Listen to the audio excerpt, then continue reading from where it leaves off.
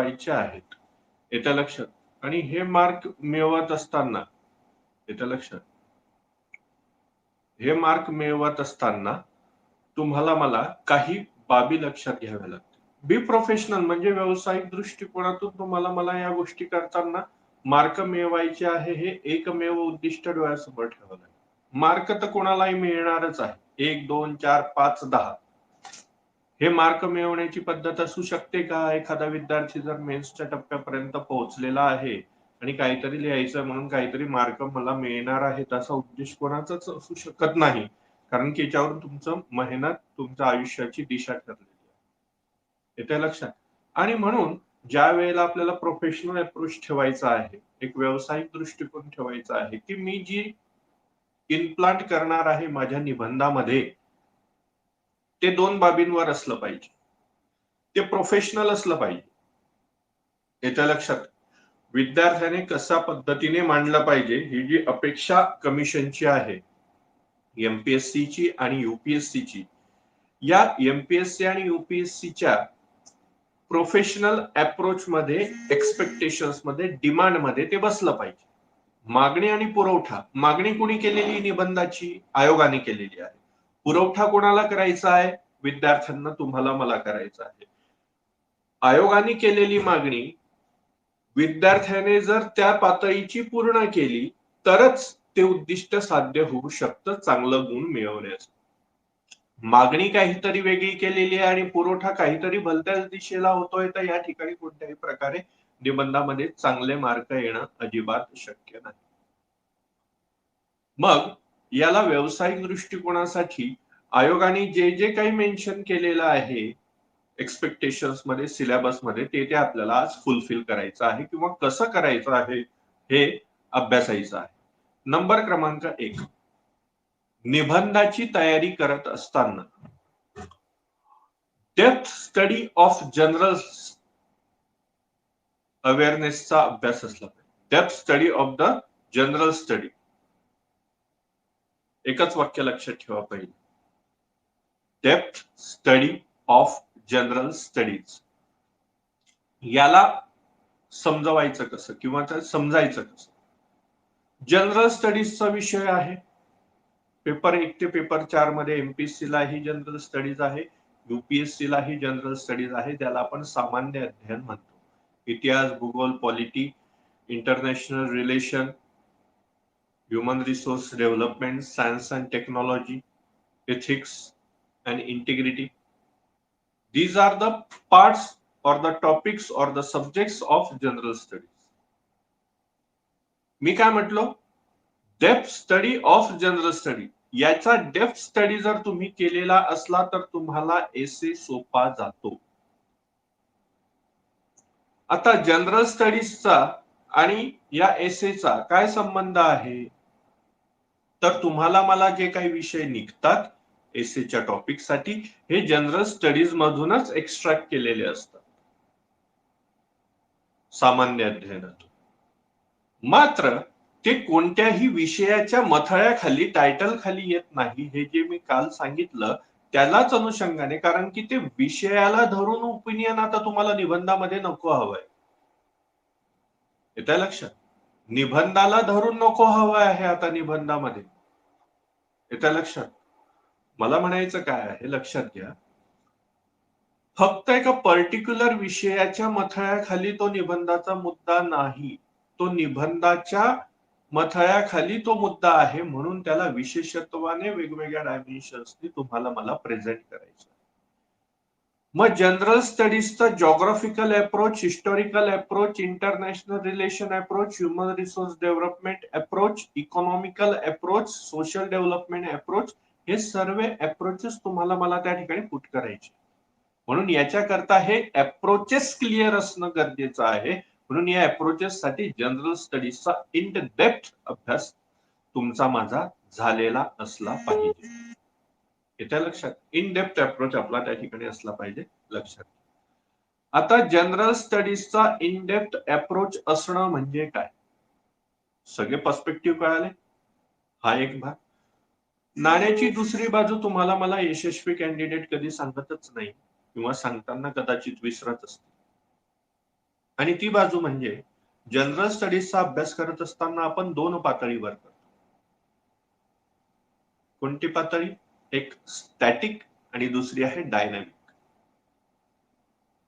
General स्टडीजचा अभ्यास करत असताना आपण कसं करतो? एक स्टॅटिक पार्ट कव्हर करतो आणि दुसरा त्याच्या सायमल्टेनियसली डायनॅमिक पार्ट कव्हर करतो. हे डायनॅमिझम आणि स्टॅटिक पार्टचा कंबो पॅक तुम्हाला मला करता आला पाहिजे निबंध लिहित असताना. आणि याच्याकरता जनरल स्टडीजचा इन डेप्थ अभ्यास असणं गरजेचं ठरतं. हा मुद्दा क्रमांक 1 एसे लिहित असताना. वेगवेगळे पर्स्पेक्टिव्ह जीएसचे तर उपयोगात येतातच, मात्र स्टॅटिक आणि डायनॅमिक या दोघही पातळीवर त्यांचा आपल्याला उपयोग होतो. कारण की तरच एखादा विषय तुम्हाला मला आताच्या परिस्थितीपर्यंत ताणता येतो, खेचता येतो, की हो ठीक आहे, काल ती गोष्ट घडलेली होती, आज तिची परिस्थिती काय आहे, हे खेचाताणी जी होते, जी आताच्या पास्ट पासून तर प्रेझेंट कंडिशन पर्यंत आणि प्रेझेंट पासून तर फ्युचर रिफ्लेक्शन पर्यंत येण्यासाठी स्टॅटिक आणि डायनॅमिकचा कंबो पॅक असणं तुम्हाला मला आवश्यक ठरतं. येत्या लक्षात. त्याच्यामुळे एक प्रकारे ज्या वेळेला तुम्ही जीएसचा इन डिटेल्ड अभ्यास करता, प्रॉपर अभ्यास करता, त्याच वेळेला तुम्हाला एक कन्साइजनेस येत असतो किंवा तो तुम्हाला ठेवावा लागतो. निबंध असा काही स्वतंत्र अभ्यास करण्याचा विषय नाही, मात्र तो प्रेझेंट मध्ये नेमकं काय हवं आहे हे शिकण्याची गरज आहे. मुद्दा क्रमांक 2. पहिला मुद्दा कोणता झाला? जनरल स्टडीजचा प्रॉपर अभ्यास, इन डेप्थ अभ्यास, प्रॉपर अभ्यास म्हणण्यापेक्षा. नंबर क्रमांक 2, reading of non fiction books. येत्या लक्षात. नॉन फिक्शन बुक्सचं तुमचं माझं वाचन झालं किंवा वाचन असलं पाहिजे किंवा ती आवड असली पाहिजे. आता नॉन फिक्शन बुकचं वाचन का आवश्यक आहे? कशा करता आपल्याला ते नॉन फिक्शन बुक वाचले पाहिजे? म्हणजे वाचताना त्यातून काहीतरी कंटेंट मिळत असेल म्हणून तुम्हाला मला वाचायचं. आता मुद्दा क्लिअर. मग जर मला कंटेंट क्लिअर आहे, कंटेंट क्लिअर करण्यासाठी ऑथेंटिक नॉन फिक्शन बुक जर वाचलं किंवा वापरलं किंवा ते वाचण्याची मला जर सवय असली, तर मला त्यातून मिळणार काय आहे? तर मला त्यातून मिळणार आहे वे ऑफ आर्ग्युमेंट. येतं लक्षात.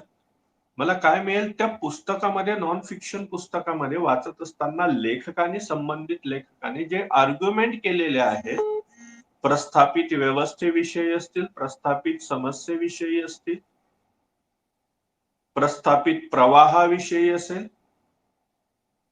याच्याबद्दल त्यांनी जे आर्ग्युमेंट केलेले आहे ते आर्ग्युमेंट प्रेझेंट कसे केले, हे प्रेझेंट करण्याची पद्धत तुम्हाला या नॉन फिक्शन बुकच्या रीडिंग मधून कळते. आणि ते एक प्रकारचं स्किल इनरिचमेंट तुमचं माझं ठरतं. येत्या लक्षात. नॉन फिक्शन बुकचं रीडिंग त्यातून घ्यायचं आहे आर्ट ऑफ आर्ग्युमेंट्स. आता आर्ग्युमेंट्स दोन प्रकारचे, मुद्द्याला समर्थन करणारे आणि मुद्द्याला विरोध करणारे. सोप्या भाषेमध्ये सांगायचं झालं तर पॉझिटिव्ह आर्ग्युमेंट आणि निगेटिव्ह आर्ग्युमेंट. ज्या वेळेला आपण याचा विचार करतो त्यावेळेला त्याने ते मांडलं कसं आहे, आर्ग्युमेंट्सचे पॉझिटिव्ह निगेटिव्ह पॉइंट्स याला एका कडीमध्ये कसे जोडलेले आहेत ते आपल्याला नॉन फिक्शन बुकच्या रीडिंग मधून कळतं. दुसरा महत्वाचा मुद्दा म्हणजे गुड फिगर ऑफ स्पीच. हे आपल्याला नॉन फिक्शन बुक्सच्या वाचनातून कळतं.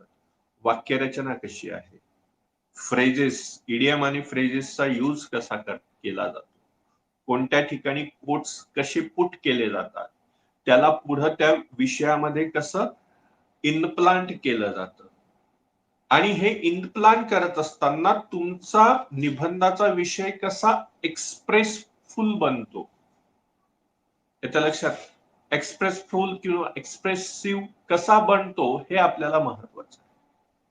नाही तर काहीतरी लिहायचं आहे, काहीतरी इडियम आणि फ्रेजेस टाकायचे आहे, काहीतरी व्होकॅब कंटेंट वापरायचं आहे, अशा प्रकारचं करून तुम्हाला मला चालणार नाही. उलट ते सुधारण्यापेक्षा बिघडवलं जास्त जाऊ शकतं किंवा बिघडलं जाऊ शकतं. आणि म्हणून हे फिगर ऑफ स्पीचचा वापर हे इंग्रजी, हे मराठी, त्यांची शब्दरचना, त्या शब्दांचं गांभीर्य, त्या शब्दांना योग्य ठिकाणी मांडणं, त्या वाक्याच्या सुरुवातीला शेवटी त्याचा अर्थपूर्ण बोध घेणं, त्याला कोट करणं, त्याला इन्व्हर्टेड कोलन मध्ये वगैरे प्रेझेंट करणं, हे सगळं त्या फिगर ऑफ स्पीच मधून करत. निबंधामध्ये तुमचं अक्षर बघितलं जातं, तुमचं शुद्ध लेखन बघितलं जातं, तुमचं ग्रामर बघितलं जातं, जे जीएस मध्ये अजिबात बघितलं जात नाही. It is the language testing also. Essay is not fully related to the information and the knowledge or excess in that presentation. No, it is also important to pay attention towards the grammar, towards the using of words, its meaning, its presentation, formation of statement and their structure. It is also be used, and it is not comes in a sudden time. It is came with the practice and the reading such kind of non-fiction books. म्हणून चांगल्या लोकांची, authentic पर्सन्सची पुस्तकं तुम्ही आम्ही जर वाचली तर त्या ठिकाणी त्यांनी प्रेझेंट केलेली व्यवस्थित रचना तुम्हाला मला महत्वाची ठरते. नॉन फिक्शन बुक म्हणतोय मी, आवर्जून लक्षात. तुम्ही वाचणार ययाती कादंबरी, तुम्ही वाचणार साने गुरुजींचं श्यामची आई, येतंय लक्षात? कसं शक्य मला सांगा? जमू शकतं? किंवा तुम्ही वाचणार भालचंद्र नेमाडेंची हिंदू एक समृद्ध अडगळ. या पुस्तकांच्या वाचनातून तुमच्या माझ्या निबंधाची गरज ही जी मी तुम्हाला सांगितली शब्दरचना वगैरे, ही पूर्ण होऊ शकते का? पूर्णपणे नाही होत, कारण की ही साहित्यिक पुस्तकं आहेत, ही लिटरेचर पुस्तक. आणि निबंध हा तुमचा साहित्य म्हणून तुम्हाला लिहायचा नाही. पुन्हा लक्षात घ्या, पुस्तकातून नेमकं घ्यायचं काय आहे?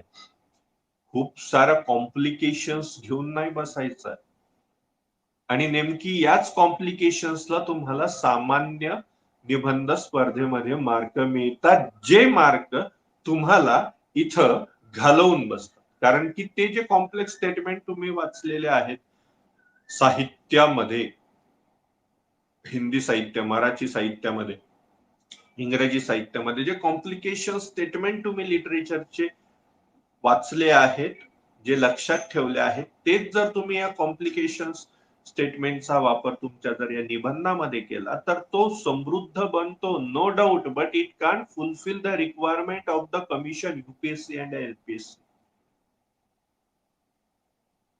येतं लक्षात? त्याच्यामुळे कॉम्प्लेक्सिटी नसावी, सिम्प्लिसिटी असावी. येतं लक्षात? मग सिम्प्लिसिटी मध्ये कुठं काय वापरायचं, कुठं विनोद निर्माण झाला पाहिजे, कुठं एक चांगल्या पद्धतीचं वातावरण तुम्हाला सांगायचंय, कुठं तुम्हाला सिरियसनेस आणायचा आहे सिच्युएशन मध्ये, निबंधाच्या एका फ्लो मध्ये, कुठं तुम्हाला एक पॉझिटिव्ह एन्व्हायरमेंट तयार करायचं आहे, कुठं तुम्हाला विचार करायला भाग पाडायचंय लेखकाला, सॉरी वाचकाला, जो तुमचा निबंध वाचणार आहे, इव्हॅल्युएटर. हे सगळं प्रेझेंटेशन स्किल आहे, हे सगळं फिगर ऑफ स्पीचची देण आहे. आणि हे फिगर ऑफ स्पीचची देण, शब्दांची जाण तुम्हाला वारंवार चांगल्या पद्धतीचं नॉन फिक्शन बुकच्या वाचनातूनच मिळते. येतं लक्षात? आणि त्या दृष्टिकोनातून तुम्हाला नेमके नॉन फिक्शन बुक पण वाचायचे आहे, मात्र कोणत्या प्रकारचे वाचायचे आहे, साहित्यिक वाचायचे आहे, साहित्यिकांचं जरी वाचन केलेलं असलं तरी कोणत्या प्रकारे त्याला फ्लेक्झिबिलिटी प्रोव्हाइड करायची आहे, अप टू द यू, तुमच्यापाशी डिपेंड आहे सर. अन्यथा नाही शक्य. किंवा अन्यथा शक्य नाही म्हणण्यापेक्षा ते वाचलेलं न वाचलेलंच बरं, कारण की ते वाचून काहीतरी भलतंच करण्यापेक्षा तुमच्या साध्या ओरिजिनल लँग्वेज मध्ये लिहिलेलं कधीही चांगलं. किमान ते रिफ्लेक्शन्स वाचकाला, माझ्यासारख्या व्यक्तीला कळू शकेल की नाही यार, याच्याकडे खूप सारं काहीतरी नाही, मात्र यांनी साध्या पद्धतीने तरी मांडण्याचा प्रयत्न केला. मात्र येत नाही, काहीतरी साहित्यिक भाषा वापरली पाहिजे, या अनुषंगाने काहीतरी भलतंच खराबा करून ठेवायचा, असं होता कामा नये. नॉन फिक्शन बुकचं वाचन पाहिजे. पहिला टॉपिक झालेला होता जनरल स्टडीजचा इन डेप्थ स्टडी पाहिजे, स्टॅटिक आणि डायनामिक या दोघी अँगलनी. नॉन फिक्शन बुकचं रिडिंग कसं पाहिजे याच्याकरता आणि त्यातून तुम्हाला मला काय घ्यायचं आहे हे मी तुम्हाला सांगितलं. तिसरा महत्वाचा मुद्दा, न्यूजपेपर रिडिंग डेलीचं असायलाच पाहिजे. आता तुम्ही स्पर्धा परीक्षा करता आहात, नो डाऊट तुमचं डेलीचं न्यूजपेपर रिडिंग असणारच आहे. That is part of our aspirant life. येत्या लक्षात, तुमच्या सारख्या, माझ्यासारख्या स्पर्धा परीक्षा देऊ इच्छिणाऱ्या किंवा देणाऱ्या विद्यार्थ्याचा तो जीवनाचा अविभाज्य भाग. But why news is important?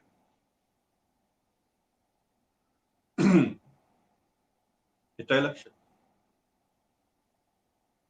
काय म्हणतोय आपण? आपल्याला म्हणायचं आहे या ठिकाणी की डेली न्यूजपेपर रिडिंग मधून आपल्याला काय मिळणार आहे निबंधाकरता. तर डेली न्यूजपेपर रिडिंग मधून तुम्हाला मला मिळणार आहे how to attract the reader. तुमच्या समोर ज्या वेळेला न्यूजपेपर असतो, न्यूजपेपरचं पेज असतं, त्यावेळेला 10-15 बातम्या एका पेजवर असतात. त्यापैकी एका बातमीचं टायटल तुमचं अटेन्शन अट्रॅक्ट करतं. मेक इंटरेस्ट इन यू, तुमच्यामध्ये एक इंटरेस्ट क्रिएट करतं. कशातून? तर त्या शब्दांमधून, त्या शब्दांच्या रचनेमधून, त्या वाक्याच्या रचनेमधून ते अट्रॅक्शन होत आणि तेव्हा तुम्ही ती बातमी वाचण्याकडे वळता. हे तुम्हाला मला त्या डेलीच्या न्यूजपेपर रिडिंग मधून घ्यायचं. नंतर ज्या वेळेला तुमच्या पाशीची न्यूज असते, एखादी मोठा आर्टिकल असेल तर त्याच्यामध्ये एक ब्लॅक बॉक्स असतो किंवा एक असा मधला पोर्शन असतो जिच्यामध्ये त्या होल न्यूजचा क्रक्स मेन्शन केलेला असतो की नेमकी ती बातमी कशाच्या संदर्भात आहे आणि त्यातलेच काही मुद्दे महत्वाचे ज्याच्यावरती अख्खी बातमी अवलंबून आहे ते एका छोट्याशी याच्यामध्ये मेन्शन केले. म्हणजे कन्क्लुझिव्ह कसं आहे येतं लक्षात, इंटिग्रेटेडली, इन शॉर्ट, प्रिसाइज रायटिंग कसं आहे हे त्यातून तुम्हाला त्या डेली न्यूजपेपर रिडिंग मधून येतं लक्षात. सगळ्यात महत्वाचा मुद्दा डेली न्यूज रिडिंग मधून, ती बातमी जरी चालू घडामोडींची असली तरी त्याचा रिलेव्हन्स पास्ट मधल्या तुमच्या कोणत्या तरी जीएस पेपरशी असतो.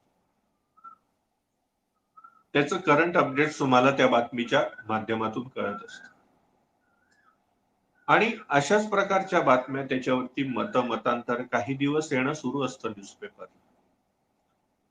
आणि ही न्यूजपेपरला मतांतर येत असताना, तुमच्या माझ्या नजरेखालून जात असताना तुमच्या समोर मत सकारात्मकही येतात, तुमच्या समोर माझ्या समोर मत नकारात्मकही येतात. ही बाजू निबंधात मांडण्यासाठी या बातम्या, हे वर्तमानपत्र वाचन तुमच्या माझ्यासाठी आवश्यक. Newspaper reading is the most important play in our aspirant. खूप मोठा प्ले येतो, एक प्रकारचा खेळ येतो. आणि इट इज गेम चेंजर.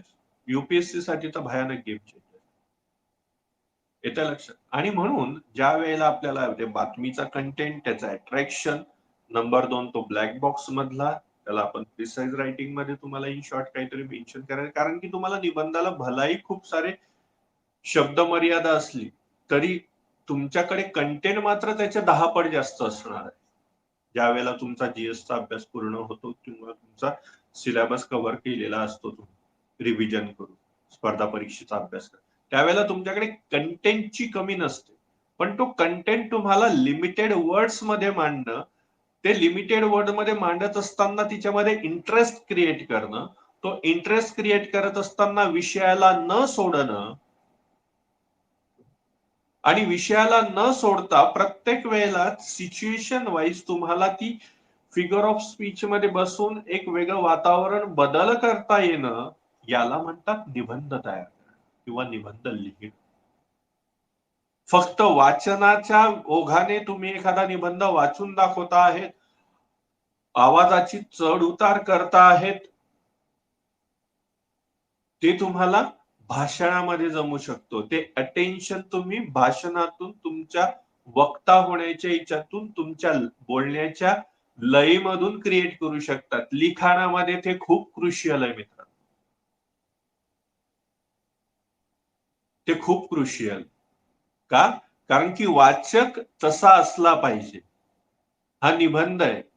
या निबंधातले तुमचे वाचक तुमचे शब्दच असणार आहे. म्हणून शब्द साठा, शब्द भरणा आणि त्याची मांडणी सगळ्यात महत्वाची ठरते. आणि ही शब्द मांडणी, शब्द भरणा तुम्हाला डेली न्यूजपेपर मधून करतो.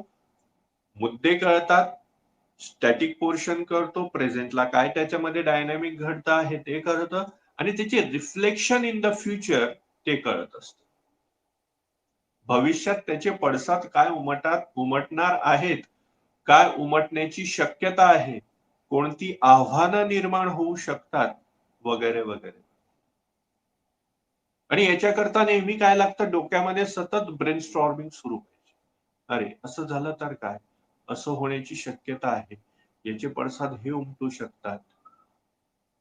गाझा पट्टीमध्ये घुसण्याची तयारी इस्रायल सेना करते आहे किंवा कदाचित केलेली आहे.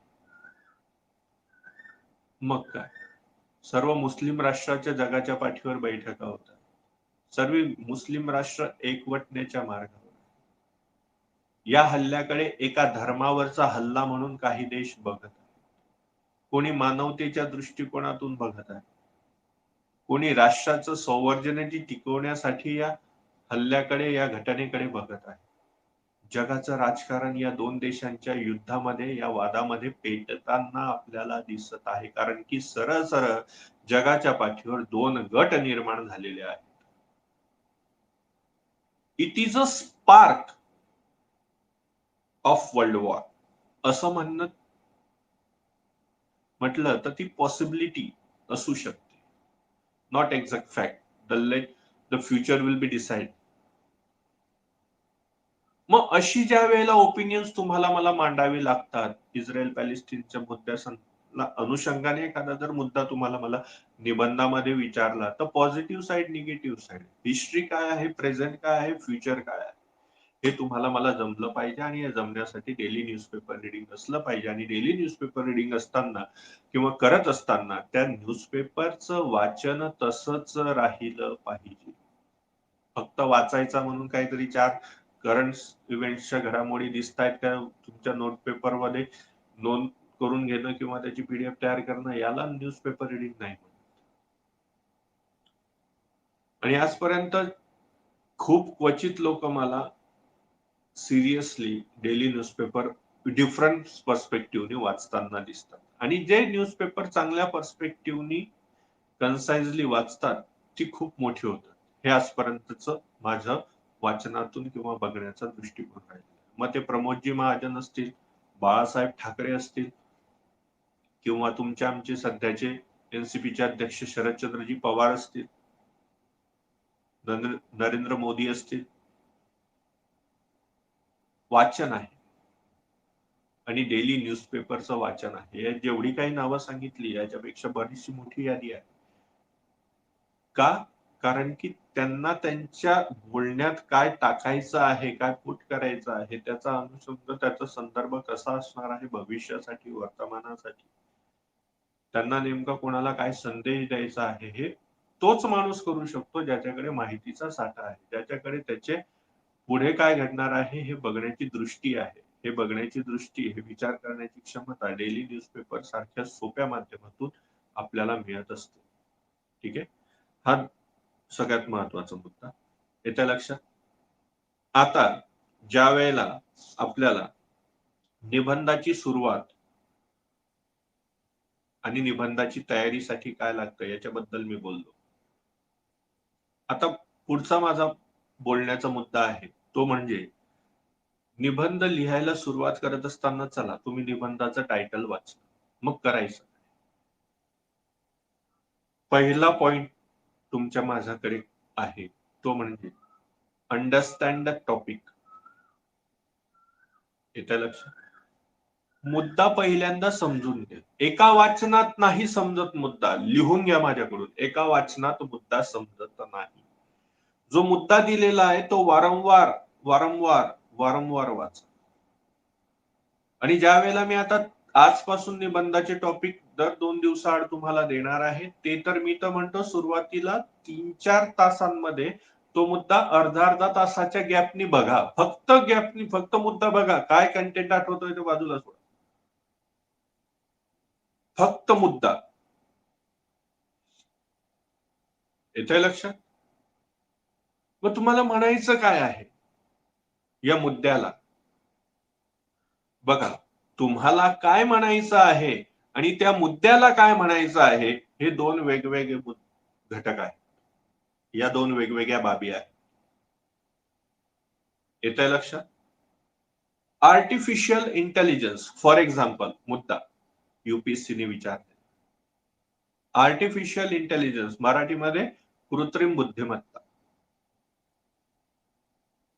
हो मला लिहायचं आहे कृत्रिम बुद्धिमत्ता. मला माहिती आहे आर्टिफिशियल इंटेलिजन्स म्हणजे काय. त्याच्यामध्ये IoT वापरलं जातं, इंटरनेट ऑफ थिंग्स वापरलं जातं. आता सगळ्या गोष्टी ऑटोमॅटिक होणार आहे, ऑटोमेटेड होणार आहे, ऑटोमेशनचं युग येणार आहे वगैरे वगैरे. माझे सगळे काही आर्टिकल वाचून झालेले आहे. काहीतरी मुद्दे 4-5 क्रोनॉलॉजिकल ऑर्डरने तयार केल्याने लागलेले आहेत. नाही जमत. आणि जरी तो निबंध लिहून तयार झाला तरी त्याला मार्क मिळतील याची शक्यता खूप कमी आहे. काय पूर्ण याच्यामध्ये तो विषय समजून नाही घेतला, फक्त वाचलं याच्या संदर्भात मला काहीतरी माहिती आहे आणि लागलेत लिहायला, असं होत नाही.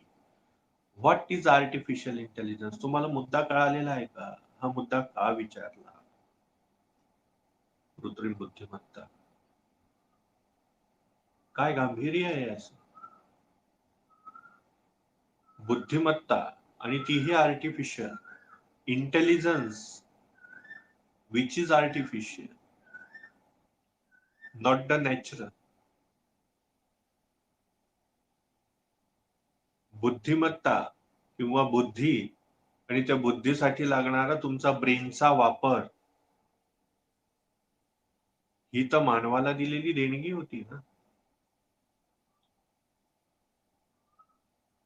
मानव हा असा एकमेव सजीव प्राणी आहे की जो त्याचा मेंदूचा वापर करून जगतो आहे आणि जगत असताना येणाऱ्या आव्हानांना पेलण्यासाठी तो परिस्थितीनुसार स्वतःमध्ये बदल करतो आहे, म्हणून तो टिकतो आहे या पॅन्डेमिक मध्ये देखील. कुठून सुरुवात केली मी विचाराची? बुद्धिमत्ता, बुद्धी, मेंदू, मेंदूचा वापर, मानवाचं अस्तित्व. त्याला जोडून आलेला आहे शब्द कृत्रिम, नैसर्गिक नाही. मग कृत्रिम बुद्धिमत्ता कशी असते? बुद्धिमत्तेला कृत्रिम स्वरूप कसं प्राप्त झालं? त्याची सुरुवात कुठून झाली? It is a part of understanding the topic.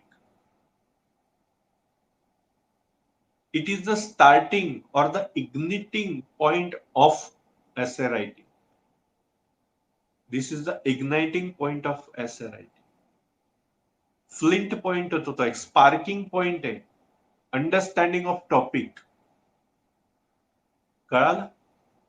तो अर्धा तासाने बघा. तुम्हाला अर्धा तासाने हे कळेल की तुम्ही त्याच मुद्द्याबद्दल वेगवेगळे डायमेन्शन्स तुमच्या समोर येत आहेत. आणि तुम्हाला जर विसरण्याची शक्यता वाचत असेल तर एक रफ प्रत्येक वेळेला काय काय वेगवेगळं सुचतं ते लिखाण करून ठेवा. डायरेक्ट लिहायला सुरुवात नका करू. सुरुवातीचे जे 3 सांगतो आहे ते तरी किमान नका करू. कारण की हे तुमचे शिकण्याचे दिवस आहे. आणि यदा कदाचित तुम्ही भूतकाळामध्ये तसं काही केलेलं असलं किंवा तुम्हाला तुमच्या निबंध रायटिंगवर जरी शाश्वती असली तरी काही दिवस, थोडे दिवस ते तुमचा इगो, तुमचं नॉलेज थोडं बाजूला ठेवा. कारण की मी जे तुम्हाला सांगतो आहे ते प्रोफेशनल अप्रोचने सांगतो आहे. तुम्हाला मार्क मिळवायचे, तुम्हाला नंबर नाही मिळवायचे. तुम्हाला पारितोषिक मिळवायचं नाही. पारितोषिक तुमच्या निबंध, जीएस, ऑप्शनल सब्जेक्टच्या गुणांचं एकत्रीकरण करून मिळणार आहे तुम्हाला. फक्त निबंध हा एकमेव घटक तुमच्या स्पर्धा परीक्षेचा यशाचा असू शकत नाही. It having certain contribution in your success. येत्या लक्षात? त्याच्यामुळे सो केअरफुल. त्याच्यानंतर तो मुद्दा वारंवार बघितला, तुमच्याकडे मनात विचार आले त्याच्या संदर्भात, ते तुम्ही राईट डाऊन केले. दुसरं महत्वाचं काम करायचंय तुम्हाला. Are you able to dictate the kind of that particular essay? Are you able to dictate which kind of topic is this?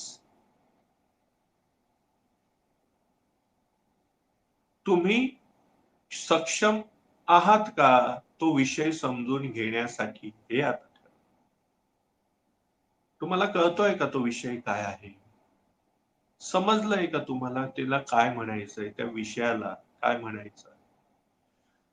तुम्ही त्याला क्लासिफाय करू शकता आहात का, की हा वर्णनात्मक निबंध आहे, हा विज्ञान तंत्रज्ञान विषयक निबंध आहे, हा राजकीय विचारधारेवरचा निबंध आहे, हा तत्वज्ञानाच्या कोटवर असणारा निबंध आहे? Are you able to dictate? Are you capable in this? हे पहिल्यांदा ठरवा. घाई करू नका. अति घाई संकटात नाही.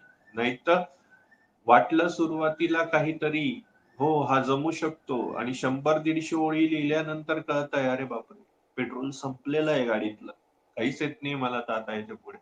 मग काय, पुढच्या ओळी मागे, मागच्या ओळी पुढे, काहीतरी तिसरं चौथं उदाहरण आठवत आहे, 2-4 उदाहरणं लिहून टाकायचे आणि कसे तरी ते शब्द मर्यादा पानं भरायची, पूर्ण करायची. अजिबात शक्य नाही. मग तुमचं बर्डन वाढत जाईल, इतर विषयांमध्ये जास्तीत जास्त मार्क फेच करण्याचं चॅलेंज तुमच्यासमोर. कारण की का, आता अर्ध्यातून तो विषय पुन्हा स्क्रॅच करणं आणि पुन्हा एखादा नवीन विषय निवडून तो पुन्हा लिहायला सुरुवात करणं नॉट पॉसिबल. कारण की खूप वेळ जातो, ब्रेन स्टॉर्मिंग लागतं, it take time, it is a process. आणि म्हणून निबंध निवडत असतानाच तो निबंधाचा मुद्दा वारंवार वाचला पाहिजे. नंबर 1, तो डिक्टेट केला पाहिजे.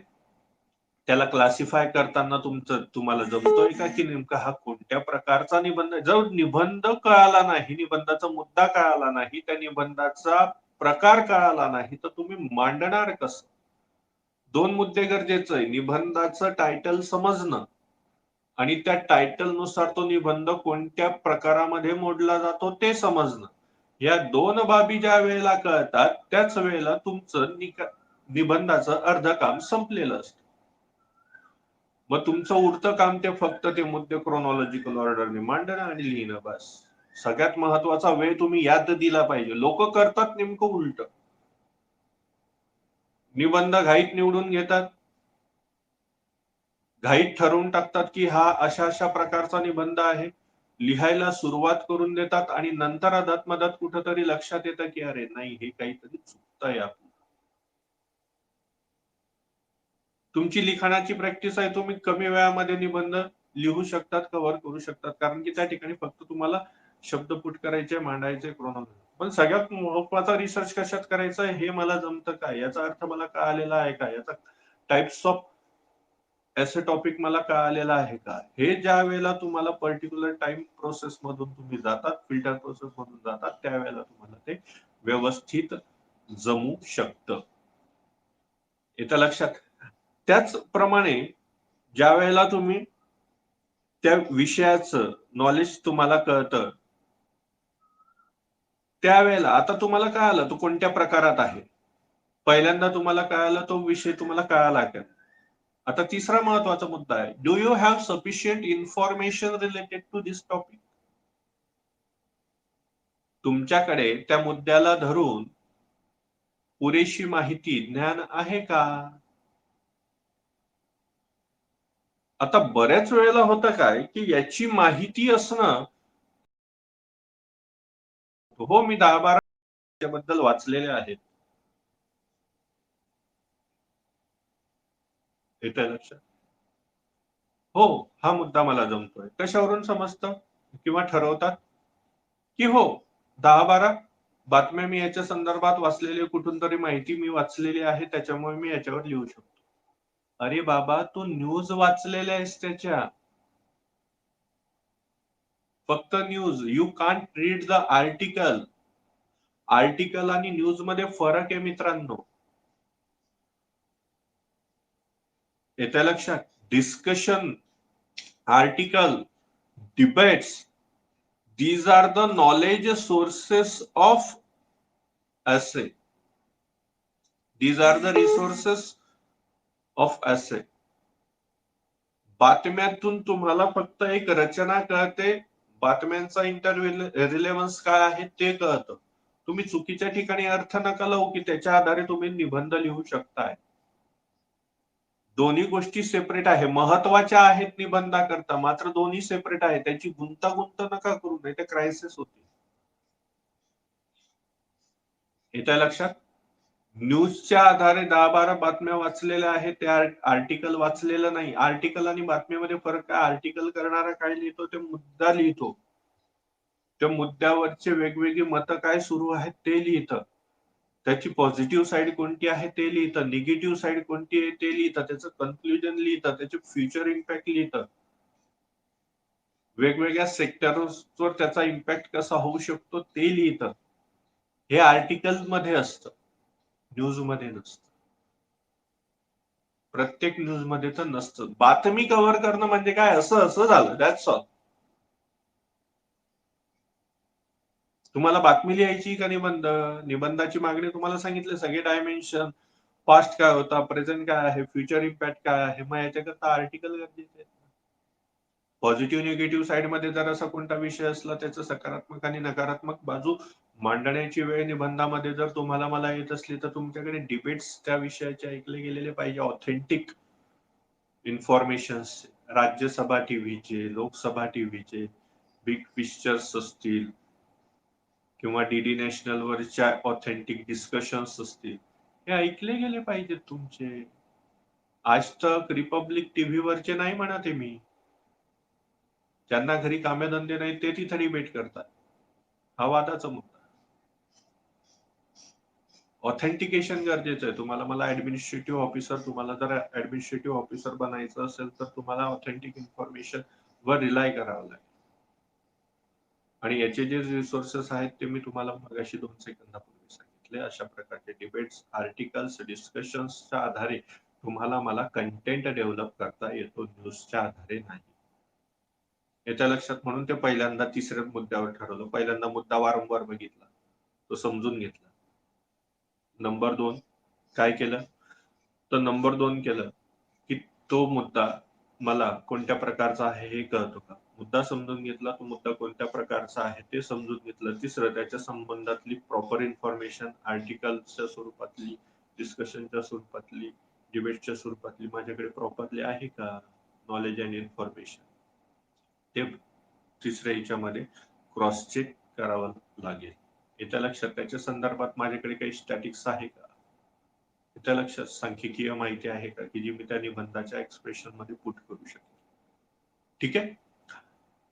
ज्या वेळेला आपल्याला असं ही माहिती कळते की हो मला मुद्दाही कळालेला आहे, त्याचा प्रकारही कळालेला आहे आणि त्याच्याकरता सफिशियंट इन्फॉर्मेशन पण आहे. हे 3 मुद्दे झाल्यानंतर तुमचा तो टॉपिक क्लिअर झाला की हा निबंधावर तुम्हाला आता लिखाण सुरू करायचं. मग पहिला मुद्दा कोणता होता, तर इंट्रोडक्शन. येत्या लक्षात. सुरुवात. इंट्रोडक्शन हे असं असलं पाहिजे की एकदम इनर्जेटिक. येत्या लक्षात. Opening mouth of the subject असतो तो इंट्रोडक्शन म्हणजे. विषयाचं तोंड उघडणारा असतो तो, बंद करणारा नसावा. येत्या लक्षात. विषयाचं तोंड उघडणं म्हणजे नेमकं काय, तर त्याच्या अनुषंगाने तुम्हाला त्याला ओपनिंग देता आली पाहिजे, ओपनिंग बॅट्समन टाईप. येत्या लक्षात. आणि ती ओपनिंग कशी केली जाते, तर ती वेगवेगळे प्रकार आहेत ओपनिंग करण्याचे. मात्र मी तुम्हाला पहिला शब्द वापरला तो म्हणजे काय, एनर्जेटिक असली पाहिजे, क्युरियस असली पाहिजे, इन्फॉर्मेटिव्ह असली पाहिजे. या वेगवेगळ्या फिल्टर्स मध्ये बसून तुमचं इंट्रोडक्शन हे सुरू झालं पाहिजे. येतं लक्षात? आणि इंट्रोडक्शन हे असंच असलं पाहिजे की ती वाचकाला त्या ठिकाणी स्टिक करायला पाहिजे, त्या ठिकाणी ते टिकवून धरलं पाहिजे. असं नाही की रटाळवानं कोणत्या तरी बोरिंग सुरुवात केलेली आहे आणि त्याचा इंटरेस्टच तुम्ही त्या विषयाचा वाचण्याचा घालवून बसवलेला आहे, असं चालणार नाही. मग ते इंटरेस्ट कशातून क्रिएट केला जाऊ शकतो? तर एक शॉर्ट स्टोरी प्रेझेंट करून सुरुवातीलाच. नंबर 2, प्ले प्रेझेंट करून, एखादा नाट्य स्वरूपातला असं काही रेखांकनाची सवय तुमच्या शब्दांमध्ये तुमचं जे सामर्थ्य जर असेल तर तुम्ही तसा प्लेही त्या ठिकाणी प्रेझेंट करू शकता. आणि क्वेश्चन्स लाईक एसे जर असला, म्हणजे प्रश्नार्थक जर मुद्दा तुम्हाला दिलेला असला तर त्या ठिकाणी प्ले, छोटा प्ले, एक रेखांकनच उत्तम ठरतं आणि जे करंट इव्हेंटशी डायरेक्टली डील करणारं असलं पाहिजे. वुमन एम्पॉवरमेंटच्या संदर्भात जर मुद्दा आहे आणि तुम्ही पी.व्ही. सिंधूचा छोटासा प्ले एखादा लिहिलेला आहे, फुगाट भगिनींच्या संदर्भातला एखादा प्ले लिहिलेला आहे, सानिया नेहवालचा लिहिलेला आहे एखादा प्ले, इंदिरा गांधींबद्दल एखादा इन्सिडन्स लिहिलेला आहे, एम्पॉवरमेंट, सक्षमीकरणाच्या निबंधामध्ये, it require, it fulfill the demand of the topic, त्या मुद्द्याचं मागणी पूर्ण करू शकणार आहे तो छोटासा प्ले.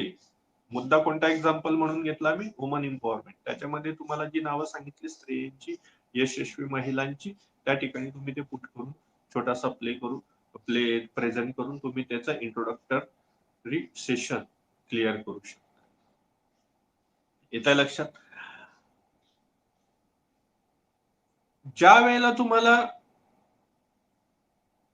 इंट्रोडक्शन मध्ये प्ले वगैरे मेन्शन करायचा नाहीये, तर दुसरं तुम्हाला आहे की त्या मुद्द्याला धरून एकदम स्टार्टिंग फॅक्ट जर काही तुम्हाला माहिती असेल एकदम अट्रॅक्टिव्ह, तर ती तुम्हाला त्या ठिकाणी प्रेझेंट. स्टार्टिंग फॅक्ट म्हणजे काय की जे तुमच्या वाचकाचा कम्फर्ट झोन ब्रेक करणार असेल. व्यवस्थित लक्षात घ्या. इंट्रोडक्शन मध्ये तुम्ही स्टोरी लिहू नका, शॉर्ट स्टोरी तुम्ही प्ले लिहू नका, तुम्ही कोणता एक्झाम्पल देऊ नका. मात्र जर तुम्हाला एखादी स्टार्टिंग फॅक्ट माहित असेल की जी अत्यंत मेटीज होतीये, डायरेक्ट बँग ऑन टार्गेट आहे त्या टॉपिकच्या आणि आय ओपनर आहे सोप्या भाषेमध्ये, अगदी त्या डोळ्यामध्ये अंजन घालणार आहे ती घटना, ती गोष्ट, ती बाब, अशा प्रकारचं मात्र ते शॉर्टली प्रेझेंट करता आलं पाहिजे. असं जर स्टार्टिंग फॅक्ट जर तुमच्याकडे असेल त्या विषयाच्या संदर्भात, तर असं इंट्रोडक्शन दी बेस्ट ठरतं. येतंय लक्षात?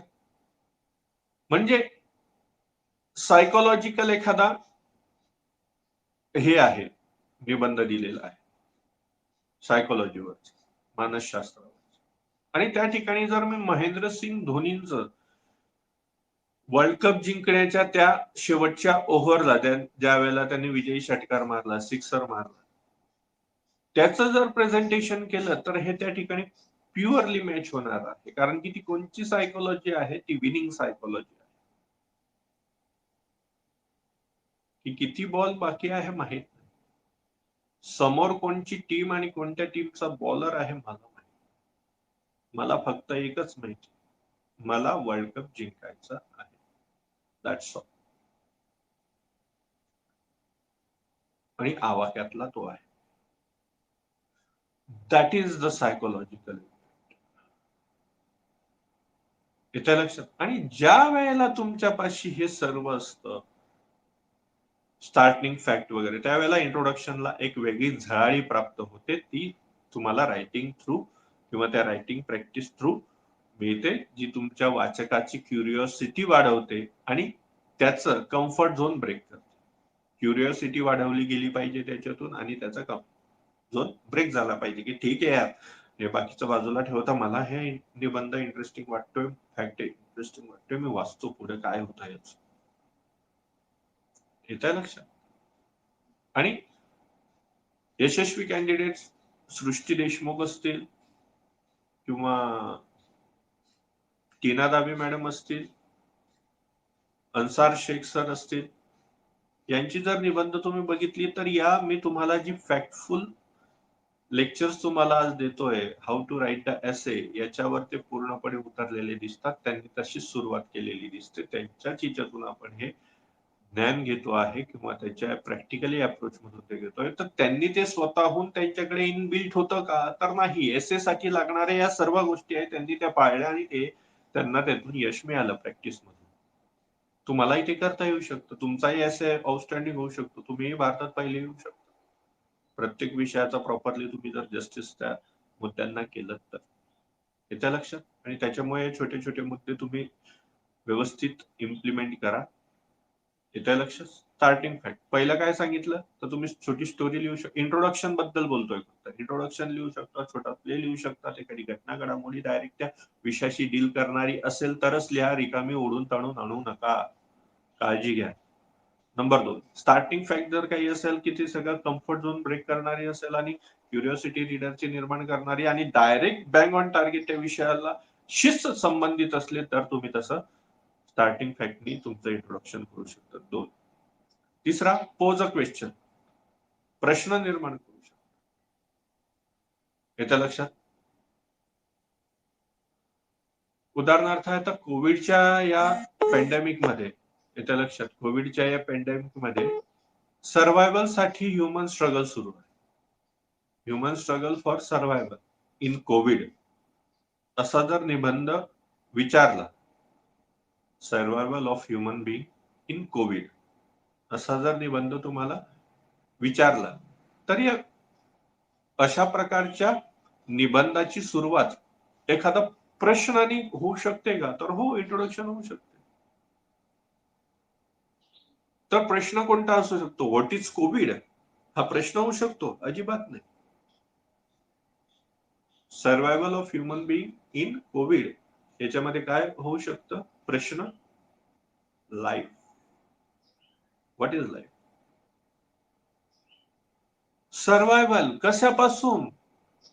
लाईफचं सर्व्हायव्हल हा प्रश्न पुट करावा लागेल त्या ठिकाणी. आणि जर असा प्रश्न जर तुम्ही मी पुट केला तर समोरच्या रीडरला वाटेल, इव्हॅल्युएटरला वाटेल की अरे बाबा, सर्व्हायव्हल हा म्हणजे मुद्दा याला कळालेला आहे. कशापासून? ह्युमन बिईंगचं सर्व्हायव्हल सुरू आहे, लाईफ जगण्याचं सर्व्हायव्हल सुरू आहे, कोविड पासून वाचण्यासाठी स्ट्रगल सुरू आहे. मग पहिल्यांदा यांनी बँग ऑन टार्गेट पहिलाच पोस्ट क्वेश्चन केला, what is life or what is human being life, not all animals life or living organisms life. What is life? आता ही लाईफ टर्म एक्सप्रेस करता आली पाहिजे प्रॉपरली. फक्त प्रश्न लिहून चालेल का त्या ठिकाणी? नाही. त्याच्या पुढे इंट्रोडक्शन पार्ट मध्ये एक्सप्लेनेशन आलं. Life is a span between breathing and it's closing. श्वासाची सुरुवात आणि श्वासाचा अंत हा जो मधला स्पॅन आहे, दॅट इज लाईफ.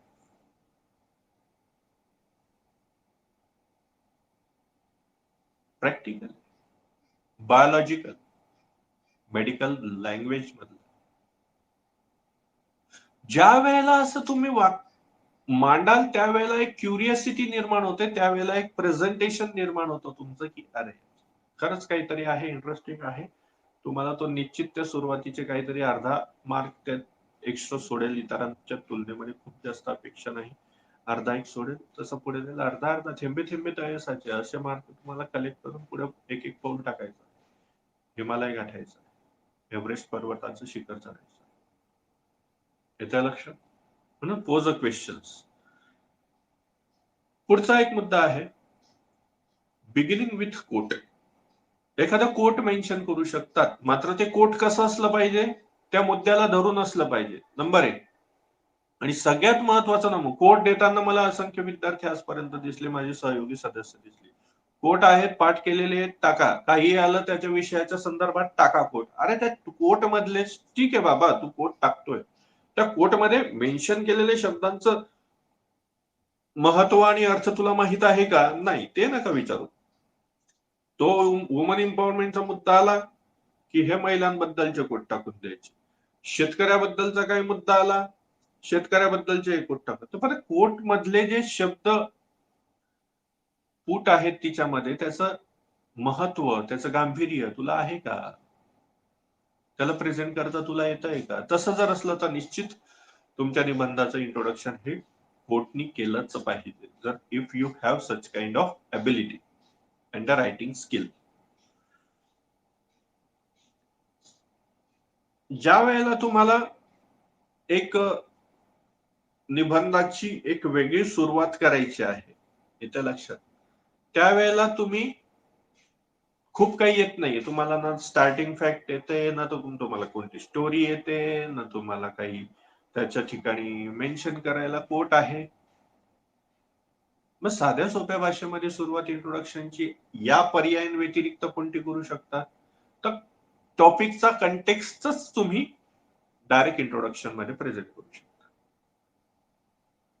महिला सक्षमीकरण. सक्षमीकरण, महिलेचं सक्षमीकरण का गरजेचं आहे किंवा सक्षमीकरण म्हणजेच काय? एखादी युनायटेड नेशन ऑर्गनायझेशनची डेफिनेशन वगैरे लिहून तुम्ही ती प्रेझेंट केली आणि त्याच्यानंतर त्याचे चॅलेंजेस काय आहे, जगात काय आहे, महाराष्ट्रात काय आहे, भारतात काय आहे, सोशल काय आहे, कोऑपरेटिव्ह सेक्टर मध्ये काय आहे, कॉर्पोरेट सेक्टर मध्ये काय आहे, वेगवेगळे सेक्टोरियल्स काय आहे, हे तुम्ही मेन्शन करू शकता. It is easy because such kind of ability you have just because of you read the general studies also in your preparation of competitive exam. येत्या लक्षात. आणि म्हणून तुम्हाला कंटेक्स्टचं एक्सप्लेनेशनही, त्या टॉपिकचं कंटेक्स्चुअल एक्सप्लेनेशनही तुमचं इंट्रोडक्शन बनू शकतं. मात्र ते अट्रॅक्टिव्ह तुम्ही कसं करतात हे रायटिंग स्किल आहे. येत्या लक्षात. एखादी टर्म जी टॉपिकची आहे ती जर तुम्ही एक्सप्रेसिव्हली इलॅबरेट करू शकला तर तुम्ही तुमचा निबंध उत्तम पद्धतीने लिहू शकता. येत्या लक्षात. हा झाला इंट्रोडक्शनचा. दुसरा महत्वाचा टप्पा एसे रायटिंग मध्ये येतो ते म्हणजे मेन बॉडी. मेन बॉडी मध्ये तुम्हाला काय मेन्शन करायचंय? Past, present and future. That's all. एका सिंपल लेवलला सांगतो. मेन बॉडी मध्ये काय आलं पाहिजे? पास्ट आला पाहिजे, प्रेझेंट आला पाहिजे, फ्युचर आला पाहिजे. पास्ट म्हणजे काय? येत्या लक्षात. तर ते जो टॉपिक तुम्ही ज्याच्यावर निबंध लिहितात आणि ज्याची मेन बॉडी लिहायची तुम्हाला, त्या एसे टॉपिकचं इव्हॅल्युएशन कसं झालं? येत्या लक्षात. Woman empowerment. आता वुमनचं इव्हॉल्युशन नाही लिहायचंय. वुमन इम्पॉवरमेंटचं इव्हॉल्युशन कसं झालं? महिलेचं सक्षमीकरण. पहिले त्यांची परिस्थिती काय होती, आता काय होती, ह्या हिस्ट्रिकल बॅकग्राऊंड म्हणजे त्यांचा पास्ट. ट्रान्झिशन फेज कसा राहिला वुमन स्ट्रगलचा, हा इव्हॉल्युशन ऑफ द टॉपिक आहे या एक्झाम्पल मध्ये. येत्या लक्षात. मग ज्या वेळेला ते इव्हॉल्युशन तुम्ही करता आहात त्या टॉपिकचं, त्यावेळेला तुम्हाला WH टाइप क्वेश्चन्स त्या ठिकाणी पुट करायचे आहे स्टेटमेंट प्रिपेअर करण्यासाठी. ते कोणते? What, why, how, when, where. What, why, how, when, where हे त्या इव्हॉल्युशन ऑफ टॉपिकच्या संदर्भात तुम्हाला ते प्रेझेंट करायचं आहे मेन बॉडी मध्ये. पास्टच्या स्वरूपात सांगतो, पास्ट कसा इलॅबरेट करायचा. येत्या लक्षात. त्याच्यानंतर तो जो टॉपिक तुम्ही निवडलेला आहे त्याची मेन बॉडी पास्टच्या स्वरूपात लिहिला. आता प्रेझेंट कंडिशन कशी मेन्शन कराल तुम्ही? तर प्रेझेंट कंडिशनला डिफरंट वॉक्स ऑफ लाईफ त्या टॉपिक बद्दल. येत्या लक्षात. मग वुमन इम्पॉवरमेंटच उदाहरण घेऊया जे आता घेतलेलं आहे. मग त्याचा पर्सनल लाईफ मध्ये काय रोल आहे? तुमच्या घरातला, तुमच्या लाईफ पार्टनर, तुमची बहीण, तुमची आई, ती पण एक महिलाच आहे ना. मग पर्सनल लाईफ मध्ये तुमची वुमन एम्पॉवरमेंटची उदाहरणं काय आहेत? वर्क प्लेसवरची वुमन एम्पॉवरमेंटची उदाहरणं काय आहेत? ऍग्रिकल्चरल फील्ड मध्ये वुमन एम्पॉवरमेंट ची प्रेझेंट कंडिशन काय आहे. येत्या लक्षात राष्ट्रीय पातळीवर महिलेचं एम्पॉवरमेंट कसं आहे, वर्ल्ड वाईड लेवलला वुमन एम्पॉवरमेंट कशी आहे. That is a present condition. Different perspective walking of life. The same topics. Past मध्ये what, why, how, when, wear.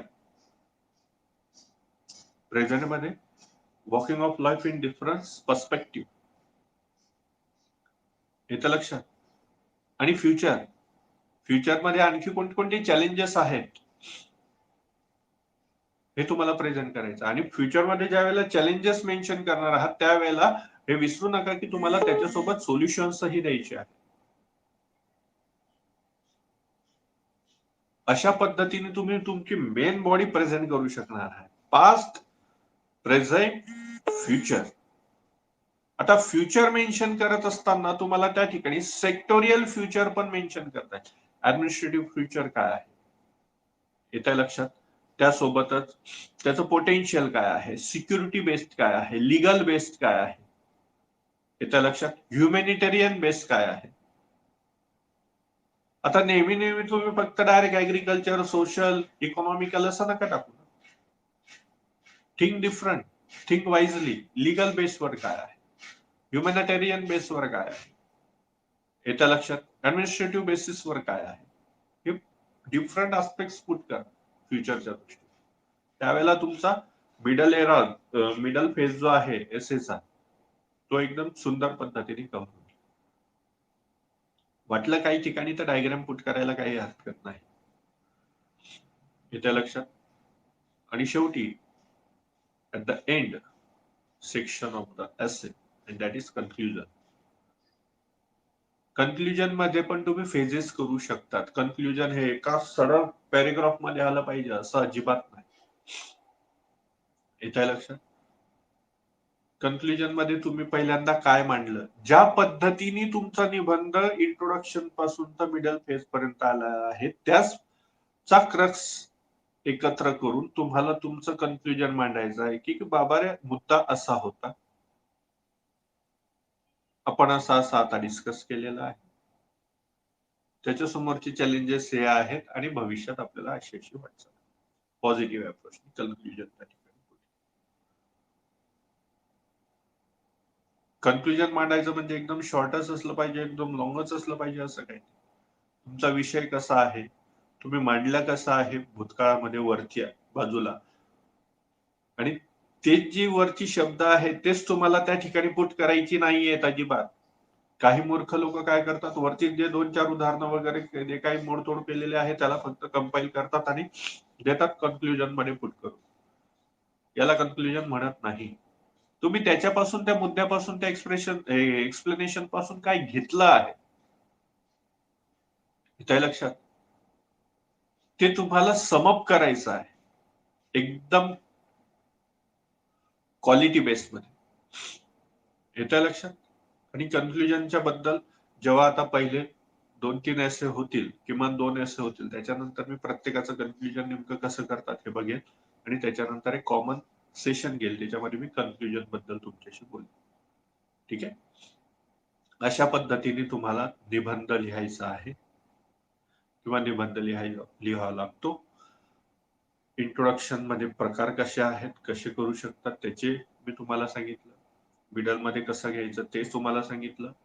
Conclusion कसं लिहायचं त्याच्याबद्दल मी तुम्हाला सांगितलं. इन शॉर्ट मध्ये कन्क्लुजिव्ह असलं पाहिजे, रिपिटेटिव्ह नसावं याच्या लक्षात. आणि ओव्हरऑल एसेच्या उदाहरणांमध्ये, वाक्यांमध्ये कुठेही रिपिटेटिव्ह स्टेटमेंट यायलाच नको. तुमचे रिपिटेटिव्ह स्टेटमेंट, रिपिटेटिव्ह एक्झाम्पल तुम्हाला तुमचे मार्क गमावून देतील. मिळवून नाही देणार, गमावून देतील ते तुम्हाला.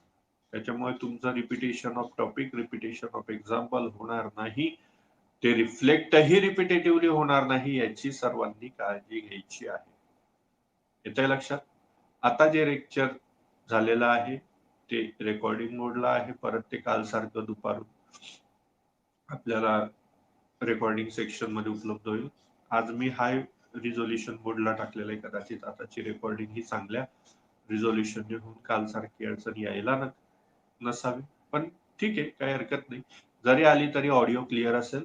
हेडफोन लावून तुम्ही ते ऐकावं. पुन्हा नेमकं निबंध कसा लिहायचा, कोणते टॉपिक मी तुम्हाला सांगितलेले आहेत ते तुमची शॉर्ट नोट तयार करा. येतंय लक्षात? 2 दिवसामध्ये आजचा दिवस आणि उद्याचा दिवस तुमच्यापाशी आहे. उद्या मी संध्याकाळी निबंध कधीपर्यंत असाइनमेंट सेक्शन मध्ये जमा करायचा आहे तुम्हाला टेलिग्रामच्या ग्रुपला मेन्शन करून सांगेल आणि या टीचमिनच्या ग्रुपलाही नोटीस बोर्डला सांगेल किंवा चॅट बॉक्सला सांगेल. काही अडचण असली तर तुम्ही विचारू शकता टेलिग्रामला. येतंय लक्षात? अशा पद्धतीने निबंधाचं एक इंट्रोडक्टरी सेशन मी आज कंप्लीट केलेला आहे. ज्या शंका असतील नसतील तर तुमच्या क्लिअर झाल्या असतील आणि तरी पण त्याच्यामध्ये एक्सप्लेनेशन मध्ये काही राहून गेलं असेल, तुमच्या मनातली शंका एक्सप्लेन करायची तर आणि किंवा तुमचे ओन काही क्युरी असतील तर तुम्ही विचारू शकता टेलिग्राम चॅनल. ठीक आहे. आता उरला मुद्दा टॉपिक. आजपासून उद्या संध्याकाळ रात्रीपर्यंतचा टॉपिक ज्याच्यावर तुम्हाला निबंध लिहायचा आहे तो टॉपिक इंग्रजी मधून आहे. इंग्रजी मधून तुम्हाला निबंध लिहायचा आहे.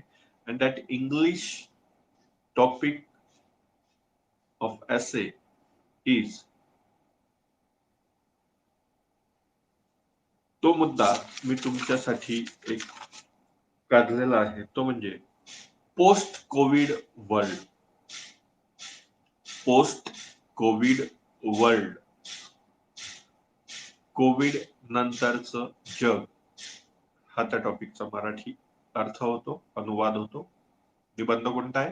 पोस्ट कोविड वर्ल्ड हा तुमचा एसे टॉपिक आहे. याच्यावर तुम्ही उद्या रात्रीपर्यंत निबंध लिहायचा आहे. तो कधी केव्हा जमा करायचा, किती वाजेपर्यंत जमा करायचा याची सूचना मी टेलिग्राम चॅनलला देणार. ठीक आहे. आजचं लेक्चर हे इथंच थांबवतो. दुपारनंतर ते पुन्हा रेकॉर्डिंग सेक्शनला उपलब्ध होईल. पुन्हा ते ऐका, समजून घ्या, नोट्स काढा आणि त्याच्या ह्याच्यावरून तुमचं निबंध लिहायला सुरुवात करा. पुन्हा एकदा निबंध रिपीट करतो. पोस्ट कोविड वर्ल्ड, कोविड नंतरचं जग हा आपला निबंधाचा टॉपिक. ठीक आहे. तर या ठिकाणी तुमची रजा घेतो. पुन्हा भेटूया पुढच्या सेशनला. त्याची सूचना ग्रुपला आणि टीचमिनच्या नोटीस बोर्डला देण्यात. धन्यवाद.